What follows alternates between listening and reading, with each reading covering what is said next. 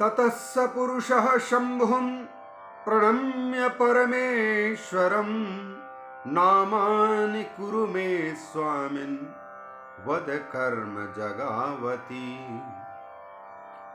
तब उस भव्य पुरुष ने, जो सामने प्रकट हो गए थे, उस पुरुष ने भगवान शिव को प्रणाम किया, परमेश्वर शिव को प्रणाम किया और प्रणाम करके नाम और काम पूछा।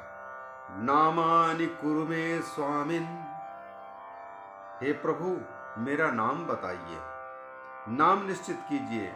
वद कर्म, मेरा काम बताइए। नाम, काम और धाम भगवान के सामने पूछा। तच्छ्रुत्वा वचनं प्राह शंकरः प्रहसन् प्रभु। भगवान शंकर मुस्कुराने लग गए और मुस्कुराते हुए उनसे बोले, पुरुषं तम महेशानो वाचा मेघ गंभीरया। अत्यंत मेघ गंभीर वाणी में भगवान शिव ने उस पुरुष से कहा। क्या कहा? शिव उवाच विष्णुइति व्यापकत्वात्ते नामख्यातं भविष्यति बहून्यन्यानि नामानि भक्त सौख्य कराणि। तुम व्यापक हो। वेवेष्टि विश्वम इति विष्णु, संपूर्ण विश्व को व्याप्त करके जो रहे उसका नाम होता है विष्णु, और तुम संपूर्ण जगत को व्याप्त करके हो, अतः व्यापक होने के कारण तुम्हारा नाम होगा विष्णु। विष्णुइति व्यापकत्वात्ते नामख्यातं भविष्यति बहून्यन्यानि नामानि भक्त सौख्य कराणि। और अन्य भी बहुत से नाम होंगे, जिन नामों को सुनकर के भक्त बड़े प्रसन्न होंगे। भक्तों को सुख देने वाले बहुत से नाम भी तुम्हारे होंगे। ऐसा उस पुरुष से कहा। भगवान भोलेनाथ के सामने उस पुरुष ने पूछा था कि वद कर्म जगौ इति जगावती, मेरा काम बताइए। तो भगवान शिव ने, शंकर भगवान ने उसको काम दिया। तपः कुरु दृढ़ो भूत्वा परमं कार्य साधनम। देखो वत्स, संपूर्ण कार्यों को सिद्ध करने वाला सबसे बड़ा साधन है तपस्या। तपः कुरु दृढ़ो भूत्वा, बस स्थिर चित्त होकर के तप करो। पहले तप के द्वारा पहले शुद्ध हो वो। तप से जैसे सोने को जितना तपाया जाता है आग में, उतना ही सोने में निखार आता है, उसी प्रकार साधक जितना तपस्या करता है उतना ही उसके चित्त में निखार आता है, चमक आती है। जगत के कार्यों को करने के लिए ही नहीं बल्कि परमार्थ साधना के लिए भी विशुद्ध चित्त सफल होता है। अतः पहले तप करो। तपः कुरु दृढ़ो भूत्वा परमं कार्य साधनम। तपः परमं कार्य साधनम, तप सबसे बड़ा काम को बनाने वाला परम साधन कहलाता है। इत्युक्त्वा श्वास मार्गेण ददौ च निगमं ततः। शिव ने यह आदेश देकर के और अपने श्वास मार्ग से उन्होंने निगम दिया, वेदों का ज्ञान दिया उस पुरुष को। दिव्यं 12 सहस्रम ततोच्युतः शिवं नत्वा चकार विपुलम तपः।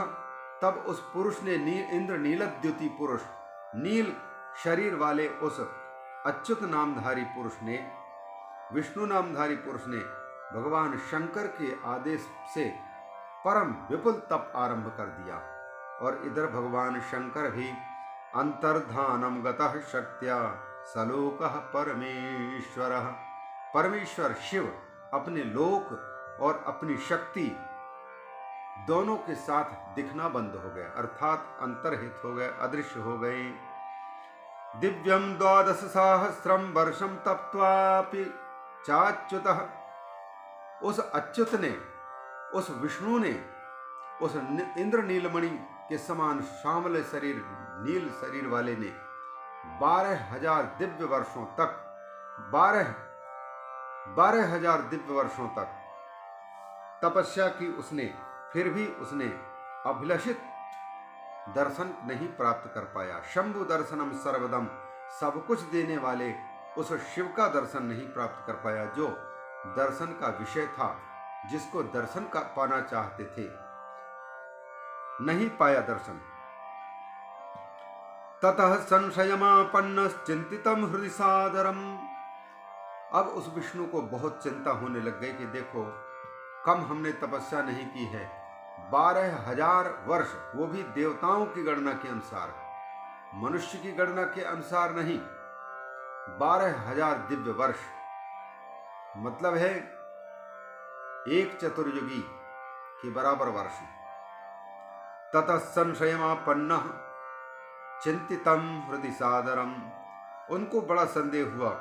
उन्होंने हृदय में बड़े आदर के साथ में शिव का स्मरण करते हुए विचार किया कि मुझे क्या करना चाहिए। मयाद्य किम प्रकर्तव्यम यदि विष्णु शिवम स्मरन। शंकर भगवान को स्मरण करते हुए चित्त में वह चिंतन करने लगे कि मुझे क्या करना चाहिए, बस मुझे क्या करना चाहिए, इस प्रकार से विचार ही रहे थे कि उसी समय पर एतस्मिन् अंतरे वाणी समुत्पन्ना शिवाच्छुभा। आकाशवाणी, बड़ी दिव्य आकाशवाणी सुनाई दी, जो कह रही थी तपः पुनः प्रकर्तव्यम संशयस्यापनुत्तये। तुम्हें जो संदेह हुआ है, इस संदेह को दूर करने के लिए फिर आगे और तपस्या करो, तुम्हारा यह संदेह दूर होगा। तपः पुनः प्रकर्तव्यम संशयस्य अपनुत्तये। ततस्तेन च तच्छ्रुत्वा तपस्तप्तं सुदारुणम्। यह सुनकर के उस विष्णु ने फिर से तीव्र तपस्या की। जब बहुत समय तक उसने फिर से तपस्या की, बहुकालम तदा ब्रह्म ध्यान मार्ग परेण ही। ब्रह्म चिंतन के रास्ते पर, ब्रह्म ध्यान के मार्ग पर अवस्थित हुआ। उसने बहुत समय तक जब तपस्या की, ततः स पुरुषो विष्णु प्रबुद्धो ध्यान मार्गतः। तब वह पुरुष विष्णु ध्यान मार्ग से प्रबुद्ध हो गया। उनको ज्ञान हुआ, उनको चेतना हुई, उनको यह बोध हुआ। कौन सा बोध हुआ? बोध हुआ या सुप्रीतो विस्मयं प्राप्त किम यत् तत्त्वमहो इति। वे प्रसन्न हो गए और प्रसन्न होकर के सोचने लगे कि अरे, वह महान तत्व है क्या? सुप्रीतो विस्मयं प्राप्त किम यत् तत्त्वम अहो, वह तत्व है क्या? कौन है वो? परिश्रमवतः तस्य विष्णोः स्वांगेभ्येव च जलधारा हि संयाता विविधा शिव मायया। अकस्मात देखते हैं कि भगवान शिव की माया से उस परिश्रम करने वाले विष्णु के अंगों से अचानक जल की धाराएं निकलने लग गई। जलधारा मानो साक्षात तपस्या करते करते पसीने निकल रहे हो, वैसे ही स्वांगेभ्यः विष्णु हो, विष्णु के अपने अंगों से जलधारा ही संयाता विविधा, अनेक प्रकार की जलधाराएं निकलने लग गईं। अभिव्याप्तम च सकलम शून्यम यत्तन्महामुने। मुनिवर नारद, उस जलधारा ने संपूर्ण भुवन को, संपूर्ण आकाश को व्याप्त कर लिया। सकलम शून्यम, यह जो रिक्त आकाश है, शून्य आकाश है, इसको व्याप्त कर दिया। और यह जलधारा कोई साधारण नहीं, ब्रह्म रूपम जलमभूत स्पर्शनात् पापनाशनम। संपूर्ण आकाश में व्याप्त हो गए साक्षात ब्रह्मद्रव, ब्रह्म रूप था, जिसके स्पर्शन करने से, स्पर्श होने मात्र से समस्त पापों का नाश होता था। ऐसे सुंदर जल की धाराएं आकाश में व्याप्त हो गईं। तदा श्रांतश्च पुरुषो विष्णुस्तस्मिन् जले स्वयं सुष्वाप परम प्रीतो बहुकालम विमोहितः। बहुत समय से थके हुए, तपस्या करने से थके हुए थे विष्णु, और उस परम विष्णु ने मोहित होकर के लंबे समय तक, चिरम बहुकालम, बहुत समय तक उस विष्णु ने उसमें शयन किया। प्रसन्न मुद्रा में होकर के बड़ी प्रसन्नता के साथ उसमें सोते रह गए। नारायणेति नामापि तस्यासीत् श्रुति सम्मतम्। क्योंकि वह अपने ही शरीर से निकले हुए नार में मतलब जल में अयन किया, वह वयन रूप हुआ वास किया, इसलिए उसमें शयन करने के कारण नारा आपा इति प्रोक्ता आपो वही नरसूनवः। उस नर के शरीर से निकलने के कारण उस जल को नार कहा गया और वह नार ही अयन बन गया, उसका ठिकाना बन गया, वहां पर शयन किया। इसलिए विष्णु के उसमें शयन करने से भगवान का, विष्णु भगवान का एक नाम पड़ गया नारायण। तस्यासी श्रुति सम्मतम न नारायण इति नामापि तस्यासीत् नान्यत किंचित तदा ह्यासीत् प्राकृतम पुरुषम विना। उस समय पर उस पुरुष के अतिरिक्त और उस जल के अतिरिक्त जो उसके शरीर से अंग से उत्पन्न हुआ, उसके अतिरिक्त और कुछ नहीं था। इसलिए जल को ये बहुत जगह पर पहली सृष्टि नारायण सृष्टि कही जाती है, जल को कहा जाता है। या सृष्टि सृष्टुराद्या विधिहुतम वहति या हविर्या च होत्री। या सृष्टि सृष्टुराद्या वहति विधिहुतम या हविर्या च होत्री। महाकाल के भक्त कालिदास ने अभिज्ञान शाकुंतल के मंगलाचरण में ये बात कही। या सृष्टि सृष्टुराद्या, सृष्टा सृष्टिकर्ता की आदि सृष्टि है जल। क्योंकि भगवान शंकर की जो 8 मूर्तियां हैं, उन 8 मूर्तियों में से पहली मूर्ति है जल। पृथ्वी जल तेज वायु आकाश, ये पंचमूर्तियां तो है ही, और आत्मा चंद्रमा और सूर्य, ये 3 मूर्तियां मिला करके 8 मूर्तियां कहलाती हैं और इन्हीं के 8 नाम पड़ जाते हैं। त्वमर्कस्त्वं सोमस् त्वमसि पवनस्त्वं हुतवहस् त्वमापस्त्वं व्योम त्वमुधरणिरात्मा त्वमिति च परिच्छिन्नामेवं त्वयि परिणता बिभ्रतु गिरं न विद्मस्तत्तत्त्वं वयमिह तु यत्त्वं न भवसि। इसीलिए महामाहेश्वर परम शैव पुष्पदंताचार्य जी भगवान शिव की स्तुति करते हुए कहते, प्रभु तुम ही अर्क हो, तुम ही सूर्य हो। त्वमर्कस्त्वं सोमस् त्वमसि पवनस्त्वं हुतवहस् त्वमापस्त्वं व्योम त्वमुधरणिरात्मा त्वमिति च। जिनकी बुद्धि परिपक्व हो चुकी है, वो जानकारी आपकी सही सही रखने वाले लोग हैं, वो भले कहा करें कि आप सूर्य चंद्रमा अग्नि आकाश पवन जल पृथ्वी और आत्मा, इन 8 मूर्तियों में विराजमान हैं। भले वो समझदार लोग कहते रहें, लेकिन हमें तो यह समझ में नहीं आता, हम तो जान ही नहीं पा रहे कि आप है क्या नहीं और आप होते क्या नहीं। कौन सी चीज आपकी प्रतिमा नहीं है, आपकी मूर्ति नहीं है, अर्थात सर्वरूप हैं आप। भवः शर्वो रुद्रः, अनेक 8 नाम से प्रसिद्ध आप हैं, लेकिन इसके अतिरिक्त हमें तो नहीं समझ में नहीं आता कि आप हैं क्या नहीं, कौन नहीं है, सब हैं आप। अतः ये जल जो पहले उत्पन्न हुआ नारायण के शरीर से, इसलिए नार में अयन करने के कारण विष्णु को नारायण कहा गया। नारायणेति नामापि तस्यासीत् श्रुति सम्मतम, आदि सृष्टि जल है। नान्यत किंचित तदा ह्यासीत् प्राकृतम पुरुषम विना।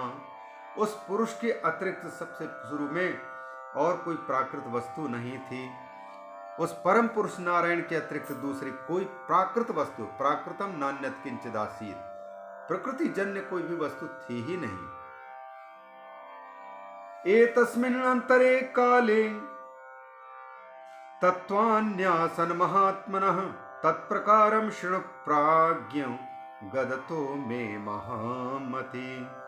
इसी समय पर कुछ बीतते ही समय उस महात्मा के शरीर से 5 तत्वों का प्रादुर्भाव हुआ। तत्वानि आसन, पहले तत्व उत्पन्न हुए, कौन कौन तत्व और कैसे हुए। तत्प्रकारम शृणु प्राज्ञ गदतो में महामति। नारद मेरे मुख से सुनो, मैं बोल रहा हूं। सबसे पहले उस पुरुष से प्रकृतेश्च महान आसीत, प्रकृति से महत्तत्व का प्राकट्य हुआ, महत्तत्व प्रकट हुआ। महतश्च गुणास्त्रयः, और महत्तत्व से 3 गुणों से संपन्न, सत्वगुण रजोगुण तमोगुण, तीनों गुण से युक्त अहंकार हुआ। इसलिए अहंकार त्रिवृत कहा जाता है। त्रिवृत है, 3 प्रकार का अहंकार है। ततो जातस अहंकारस ततो जातस त्रिविधो गुण भेदतः, गुणों के भेद से 3 प्रकार का अहंकार कहा जाता है। तेजस, तामस और वैकारिक। तेजस का मतलब है राजस, और तामस और वैकारिक का मतलब है सात्विक। 3 प्रकार के अहंकार, इन तीनों प्रकार के अहंकारों से फिर 3 प्रकार की सृष्टियां हुई। तन्मात्राश्च ततो जाता, उसी त्रिविध अहंकार के तामस भेद, सात्विक भेद, राजस भेद, इनसे अलग अलग सृष्टियां हुई।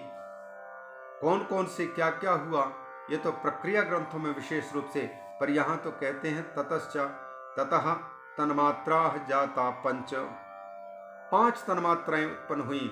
शब्द स्पर्श रूप रस गंध, और इन 5 तन्मात्राओं से 5 तत्वों की उत्पत्ति हुई। आकाश, वायु, तेज मतलब अग्नि, जल और पृथ्वी।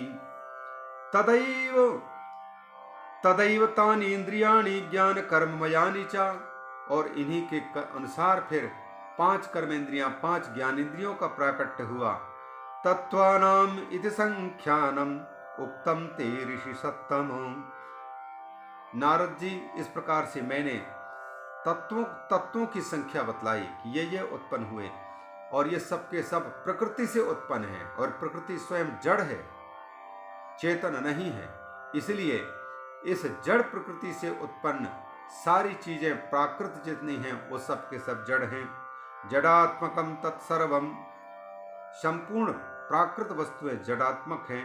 प्रकृति पुरुषम विना, एकमात्र पुरुष को छोड़ करके प्रकृति और प्रकृति से जन्य संपूर्ण प्राकृत वस्तुएं जड़ हैं, चेतन केवल पुरुष है।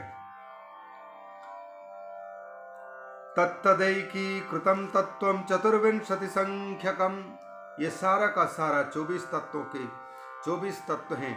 इन सब के एकाकार होकर के 24 तत्वों को ग्रहण करके, और वह परम पुरुष नारायण शिव अपनी इच्छा से ब्रह्मरूप जल में सो गए। तत्तदैकी उस समय पर उस एकीकृत तत्व जो 24 हैं, 24 संख्यकम शिवेच्छया गृहीत्वा, शिव की इच्छा से ग्रहण करके वह पुरुष उसी ब्रह्म रूप के जले, ब्रह्म रूपात्मक उस जल में लंबे समय तक विश्राम करते रहे। इति श्री शिव महापुराणे द्वितीयायाम रुद्र संहितायां प्रथम खंडे सृष्टिपाख्याने विष्णोत्पत्ति वर्णनम नाम 6ठोऽध्यायः। श्री शिवार्पणमस्तु।